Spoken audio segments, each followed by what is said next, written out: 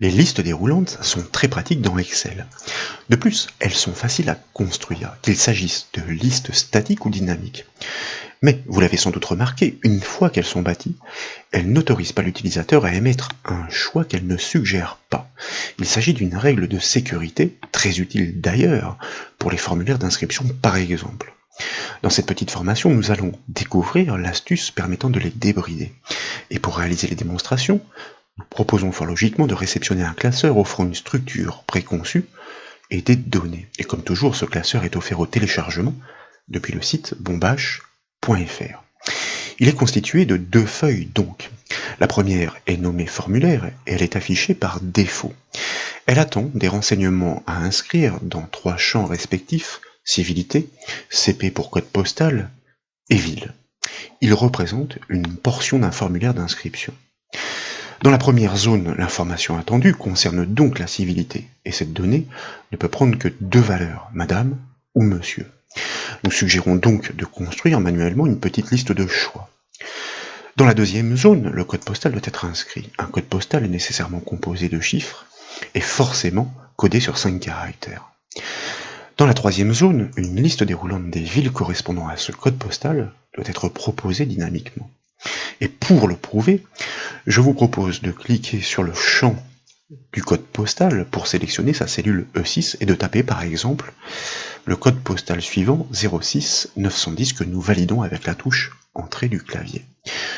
Au passage, vous remarquez que la cellule change de couleur. Il s'agit d'une règle de mise en forme conditionnelle attestant que le champ est désormais renseigné. Ensuite, en bas de la fenêtre Excel, je vous invite à cliquer sur l'onglet Ville pour activer sa feuille. Nous y découvrons une base de données recensant les communes associées aux codes postaux. Cette base est volontairement limitée aux villes des Alpes-Maritimes, soit du département 06. Nous réaliserons donc nos simulations en conséquence. En colonne E, vous notez la présence de numéros incrémentés. La colonne H, quant à elle, offre une zone d'extraction et précisément, elle restitue toutes les communes du code postal saisies depuis la feuille formulaire. Il s'agit de travaux que nous avions aboutis dans une précédente formation destinée à établir la corrélation entre les villes et les codes postaux.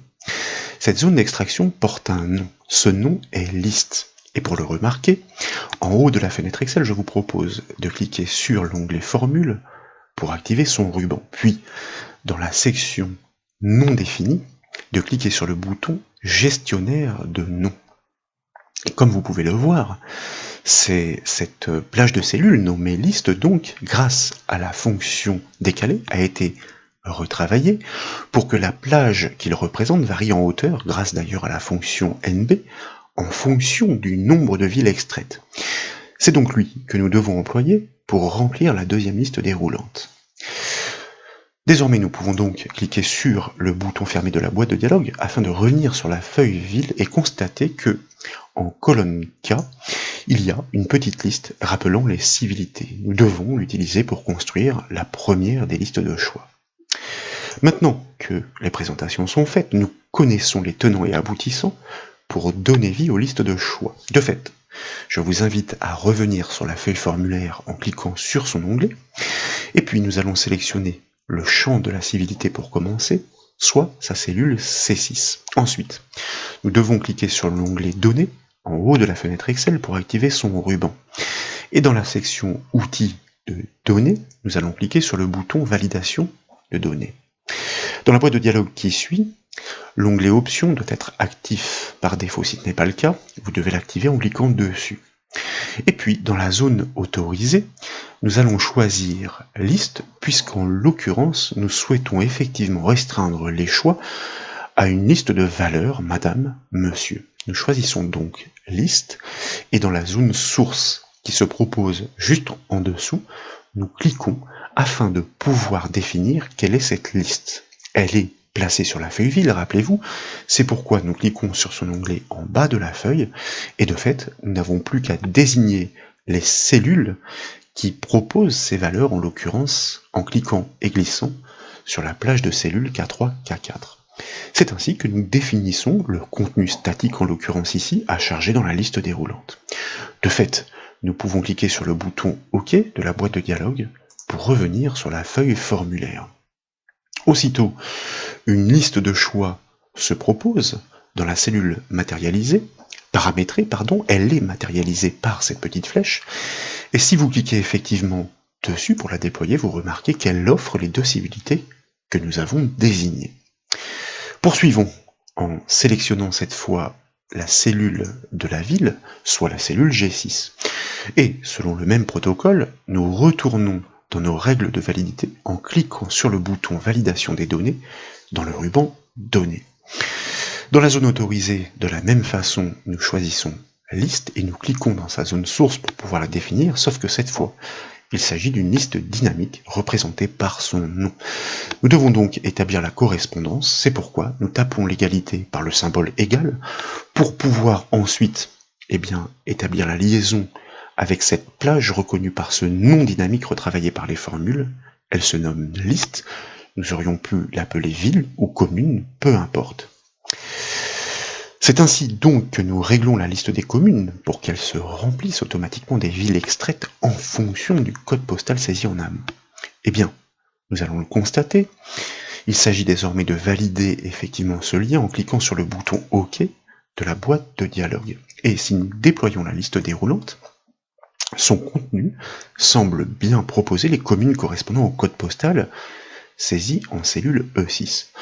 Pour en avoir le cœur net, je vous propose de modifier ce code postal dans le champ CP, par exemple par 06750, que nous validons bien avec la touche Entrée, et de déployer de nouveau la liste déroulante des villes associées. Comme vous le remarquez, l'offre s'est effectivement actualisée pour proposer les communes associées. Il est temps de constater que des restrictions sont associées à ces listes de choix. Si nous sélectionnons la cellule de la civilité et que nous tapons par exemple le texte « Messieurs » plutôt que de choisir dans la liste déroulante, nous le validons avec la touche Entrée ou pourquoi pas la touche Tab du clavier. Aussitôt, une alerte surgit. Elle informe l'utilisateur que cette valeur ne correspond pas aux restrictions imposées. En d'autres termes, ce texte n'est pas prévu dans les choix de la liste déroulante. Et même si vous insistez en cliquant sur le bouton « Réessayer », tant que vous ne corrigez pas la saisie pour qu'elle soit en conformité, il est impossible de la valider. Si bien que nous devons abandonner en enfonçant la touche Échappe du clavier ou encore en cliquant sur le bouton « Annuler » de la boîte de dialogue.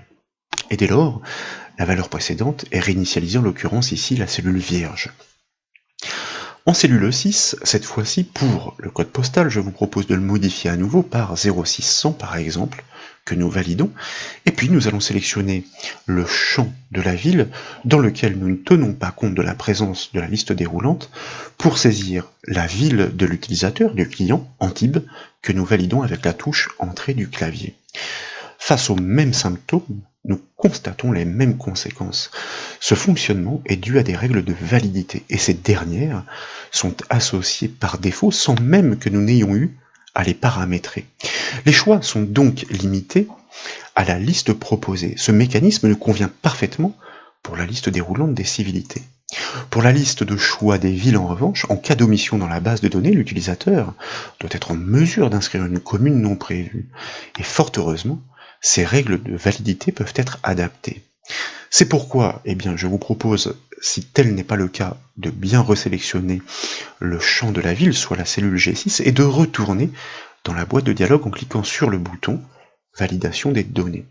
Mais cette fois, nous allons activer son onglet « Alerte d'erreur ». Le blocage opéré sur les listes déroulantes tient au style défini. Par défaut, il est réglé sur « Stop ». D'ailleurs, son icône associée est sans appel, elle verrouille cette dernière. Et bien justement, je vous propose de le modifier en choisissant dans la zone style, à la place de stop, avertissement. Et nous allons en profiter pour comprendre le fonctionnement, pour saisir un titre et un message. Dans le titre, par exemple, nous pourrions ajouter la mention attention et greffer une indication qui permettrait d'aiguiller l'utilisateur, comme par exemple la ville n'est pas suggérée dans la liste, avec un point d'exclamation, nous pourrions passer à la ligne « Souhaitez-vous tout de même poursuivre ?» Souhaitez-vous donc tout de même...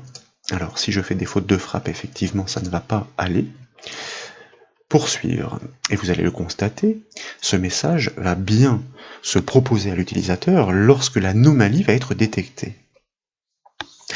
Donc, le mode de fonctionnement de ce style est néanmoins sérieux, il est spécifique certes, mais il est sérieux.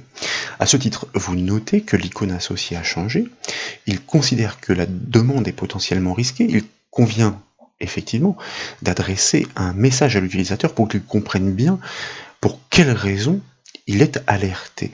Mais comme vous allez le constater, ce style autorise l'utilisateur à forcer le passage. Donc, pour la démonstration, nous cliquons sur le bouton OK pour valider ces réglages, et puis en cellule G6 de nouveau, nous allons nous entêter en saisissant une fois encore la ville d'Antibes que nous validons avec la touche Entrée du clavier. Et comme vous pouvez le voir, la nature de la boîte de dialogue change. Elle est bien accompagnée de l'icône du style et du message personnalisé. Fort explicite donc, pour aider à prendre la bonne décision. Les boutons d'action, eux aussi, ont changé.